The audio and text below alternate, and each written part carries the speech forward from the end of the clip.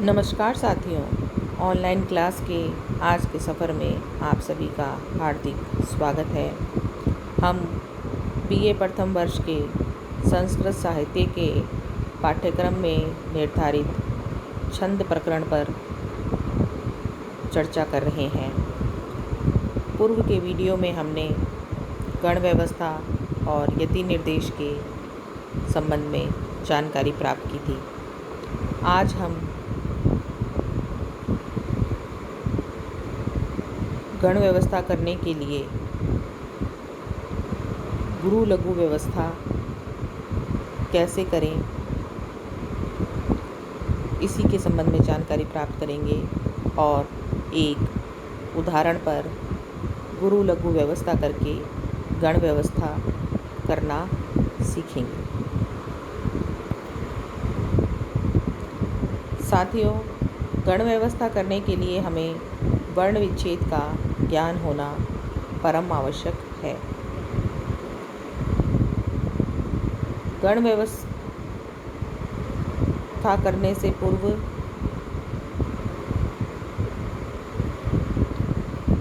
वर्णों पर गुरु लघु व्यवस्था करने के लिए कुछ नियमों का ध्यान रखना आवश्यक है। जैसे आरंभिक अर्ध वर्ण को नहीं गिना जाता है, अर्थात यदि किसी श्लोक में पंक्ति के आरंभ में स्वर रहित व्यंजन हो तो उसकी गणना नहीं की जाएगी, उस पर कोई भी मात्रा नहीं लगाई जाएगी, कोई भी गुरु लघु का चिन्ह नहीं लगाया जाएगा। उसके बाद ह्रस्व स्वर पर लघु की मात्रा, दीर्घ स्वर पर गुरु की मात्रा लगाएंगे और जो संयुक्त वर्ण हैं तो उनको लघु होते हुए भी गुरु मान लेंगे। अनुस्वार से युक्त वर्ण गुरु होगा, विसर्ग से युक्त वर्ण गुरु होगा। और कई बार छंद पूर्ति के लिए पंक्ति के अंत में लघु को गुरु और गुरु को लघु मान लिया जाता है। इस प्रकार नियमों को ध्यान में रख कर के हम गुरु लघु व्यवस्था करते हैं। इसके साथ साथ ही आपको वर्ण विच्छेद करना भी आना चाहिए।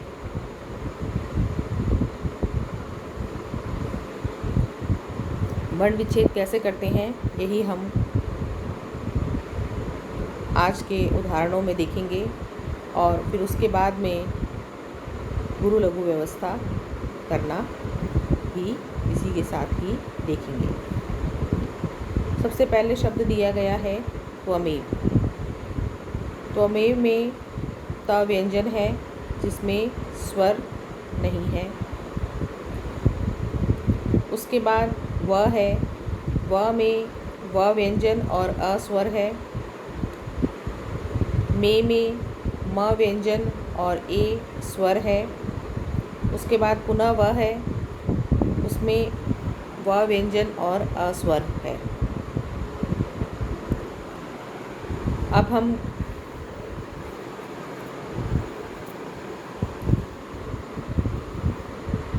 गुरु लघु के चिन्ह लगाएंगे। तो सबसे पहले देखेंगे कि आरंभ में स्वर रहित त है, इस पर किसी भी प्रकार का कोई चिन्ह नहीं लगाया जाएगा। उसके बाद व व्यंजन से अ संयुक्त है जो कि ह्रस्व है, अतः व पर लघु का चिन्ह लगाया जाएगा। म के साथ ए स्वर संयुक्त है, ए स्वर दीर्घ होता है, अतः में पर गुरु का चिन्ह लगाया जाएगा। उसके बाद व है, व में ह्रस्व अकार है, अतः व पर लघु का चिन्ह लगाया जाएगा। इस प्रकार त्वमेव में गुरु मध्य में आएगा और उसके दाएं और बाएं ह्रस्व लघु का चिन्ह आएगा। यह ज गण का चिन्ह है। लघु गुरु लघु। अब अगला उदाहरण है क्षत्रिय। क्षत्रिय में श संयुक्त वर्ण है। इसमें सबसे पहले स्वर से रहित क व्यंजन आएगा, उसके बाद श और उसके बाद अ स्वर आएगा।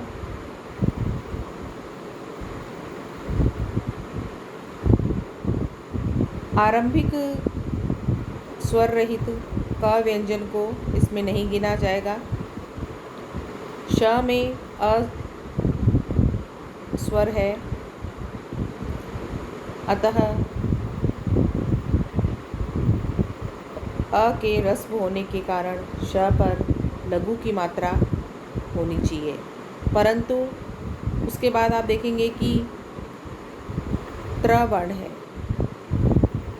त्र वर्ण जिसमें ह्रस्व ई कार स्वर है।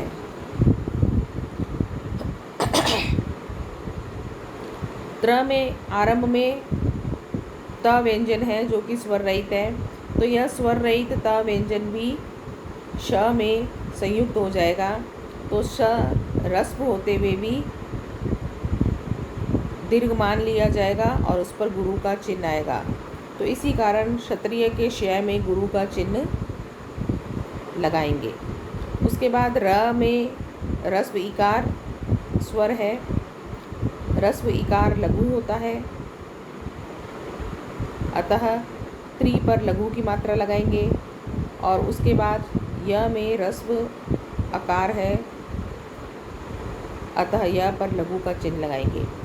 इस प्रकार क्षत्रिय में गुरु लघु लघु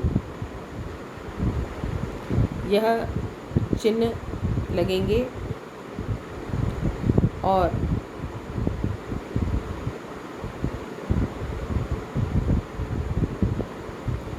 यह चिन्ह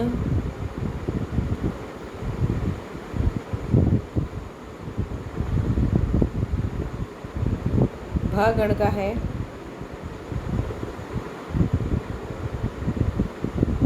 इस प्रकार क्षत्रिय में भ गण होगा। उसके बाद शिक्षिका है। शिक्षिका के शी में श व्यंजन के साथ ह्रस्व इकार है। उसके बाद शी में श संयुक्त स्वर है, संयुक्त वर्ण है। इसका वर्ण विच्छेद करने पर क, श और ई वर्ण आएंगे।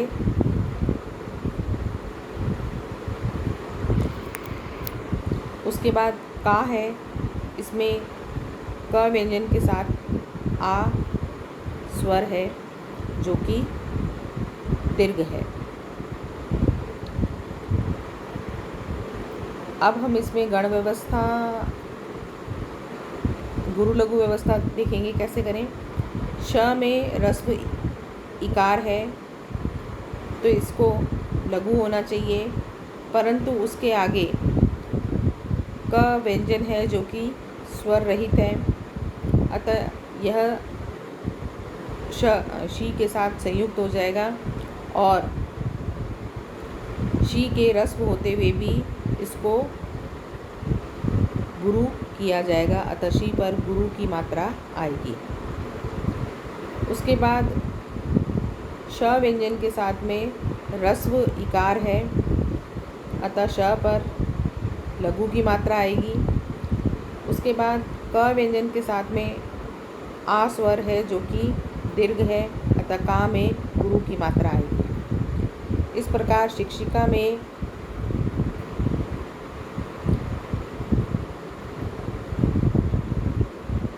मध्य में लघु वर्ण और उसके दाएं बाएं दो गुरु वर्ण आएंगे। और देखेंगे कि गुरु, लघु और गुरु इस चिन्ह के लिए र गण प्रयुक्त होता है, अतः शिक्षिका में र गण है। उसके बाद अगला उदाहरण है अमृतम। अमृतम में अ स्वर है, उसके बाद म में ऋषि की मात्रा है, ऋषि स्वर संयुक्त है, तो म व्यंजन में री की मात्रा है तो री को अलग कर देंगे। उसके बाद त में अ संयुक्त है, त व्यंजन में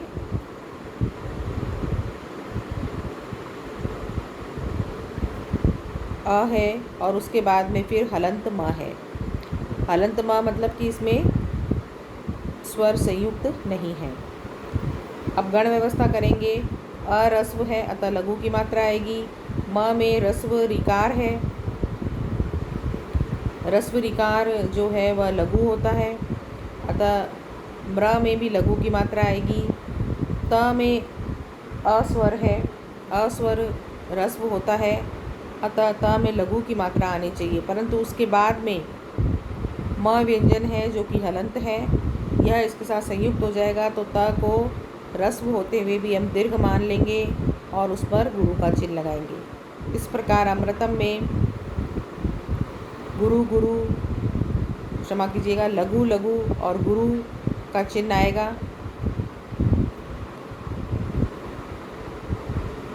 और यह सगण का चिन्ह है। इस प्रकार अमृतम में सगण होगा। अगला उदाहरण है यशः सुखकरी। यशः के य में अस्वर है, श में अस्वर है और उसके बाद विसर्ग है। सु में रस्व उकार के साथ में स है, ख में अस्वर है, क में भी अस्वर है और र में दीर्घ इकार स्वर है। अब हम इसमें गुरु लघु व्यवस्था करेंगे।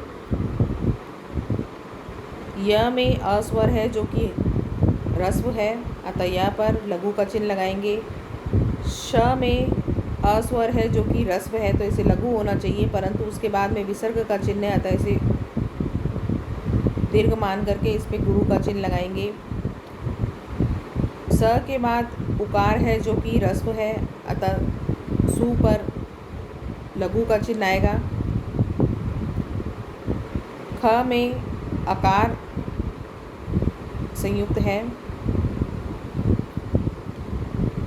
अरस्व है, अतः ख में लघु की मात्रा आएगी। क में अस्वर है, अरस्व है, अतः क में लघु की मात्रा आएगी। र में दीर्घ इकार है, अतः री में गुरु की मात्रा आएगी। इस प्रकार यशः सुखकरी में दो प्रकार के गण हैं। सबसे पहले लघु गुरु लघु, जो कि ज गण का चिन्ह है। उसके बाद में गुरु अंत में है और उसके आदि में दो लघु वर्ण हैं, तो यह सगण का चिन्ह है।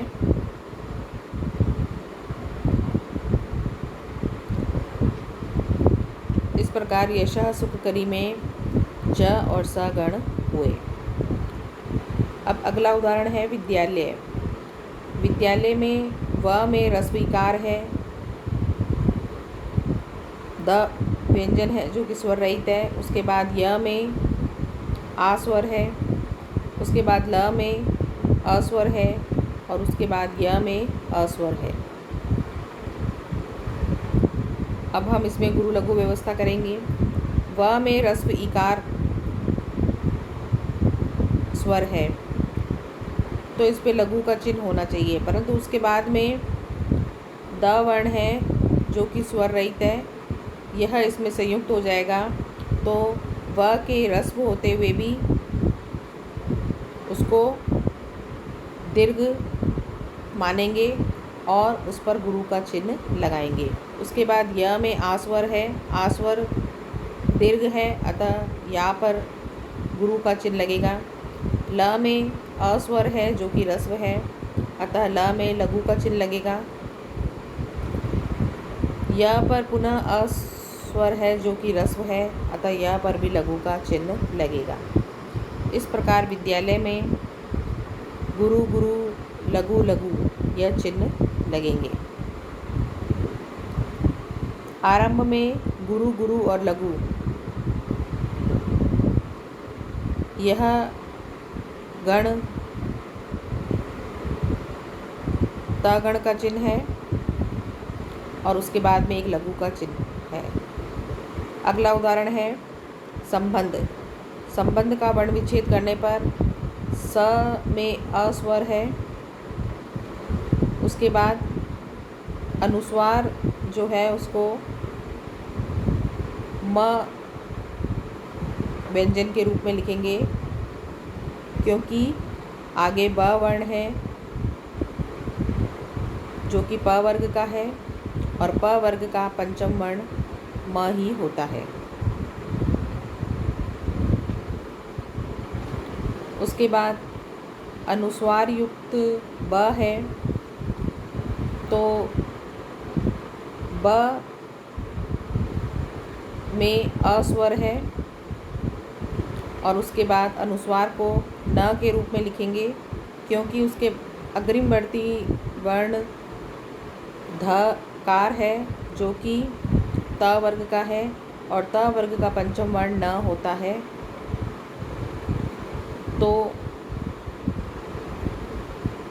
यहाँ पर अनुस्वार को न के रूप में लिखेंगे। उसके बाद ध है जिसमें ध व्यंजन और अस्वर है। अब हम इसमें गुरु लघु व्यवस्था करेंगे। स में अ वर्ण है जो कि ह्रस्व है, अतः स को लघु होना चाहिए, परंतु इसमें अनुस्वार के रूप में हलंत म संयुक्त है, अतः इसको लघु होते हुए भी गुरु मानेंगे और गुरु का चिन्ह इस पे लगाएंगे। उसके बाद ब में ह्रस्व अ है, अतः ब पर लघु का चिन्ह होना चाहिए, परंतु उसके साथ में अनुस्वार है न, अतः यह इसके साथ संयुक्त हो जाएगा, तो यह ह्रस्व होते हुए भी दीर्घ हो जाएगा। तो अनुस्वार युक्त ब को भी गुरु मानेंगे। और उसके बाद ध में अस्वर संयुक्त है, अस्वर ह्रस्व होता है, अतः ध में लघु की मात्रा लगेगी। इस प्रकार संबंध में गुरु गुरु लघु यह चिन्ह आएगा जो कि त गण का चिन्ह है।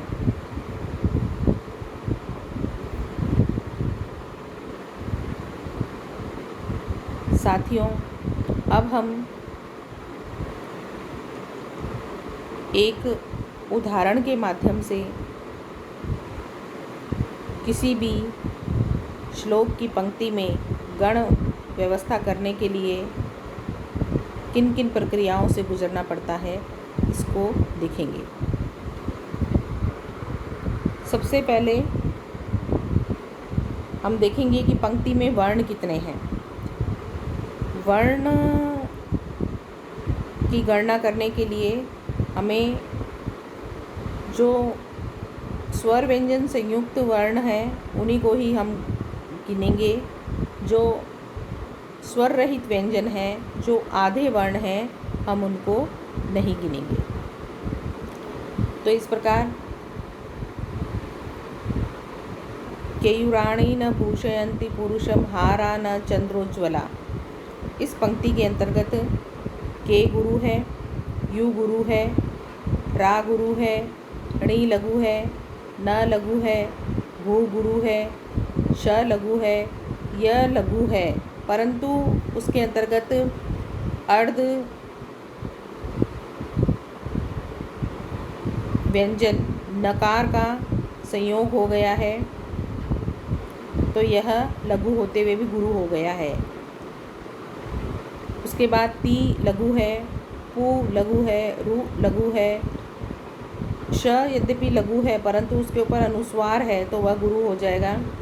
हा गुरु है, रा गुरु है, न लघु है, च यद्यपि लघु है परंतु उसके अंतर्गत स्वर रहित न और द का संयोग हो जाएगा तो यह गुरु हो जाएगा। रो गुरु है और स्वर रहित ज ज वर्ण भी इसमें ही संयुक्त हो जाएंगे। व लघु है और ला गुरु है। इस प्रकार इसमें गण व्यवस्था अब हम करेंगे। गण व्यवस्था करने के लिए जो हमने गुरु लघु व्यवस्था करी है उसे हम 3-3 के समूह में बांट लेंगे।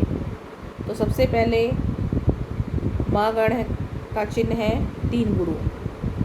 उसके बाद लघु लघु गुरु का चिन्ह आया है जो कि स गण का है। उसके बाद लघु गुरु लघु यह चिन्ह आया है जो कि ज गण का है। उसके बाद पुनः लघु लघु गुरु का चिन्ह आया है जो कि स गण का है। उसके बाद गुरु गुरु लघु यह चिन्ह आया है जो कि त गण का है। उसके बाद पुनः गुरु गुरु लघु का चिन्ह आया है जो कि त गण का है और सबसे अंत में एक गुरु वर्ण है। साथियों, इस प्रकार म स ज स त त गण और एक गुरु वर्ण, यह जो गण व्यवस्था है, यह जो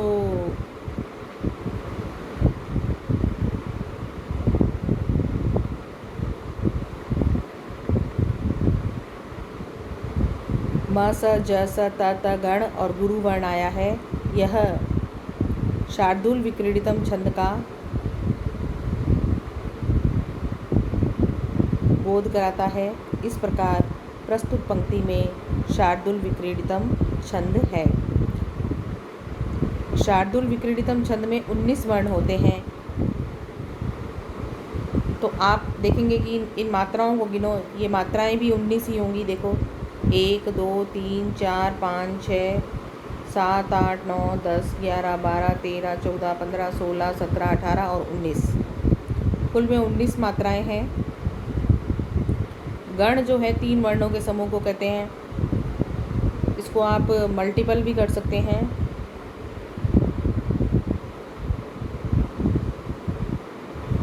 म स ज स त त ये 6 गण हैं। 6 को 3 से गुणा करेंगे तो 6 3 18 और एक गुरु वर्ण होकर के कुल 19 वर्ण इसमें हैं। इस प्रकार साथियों, आज हमने गुरु लघु व्यवस्था करना और गण व्यवस्था करना सीखा।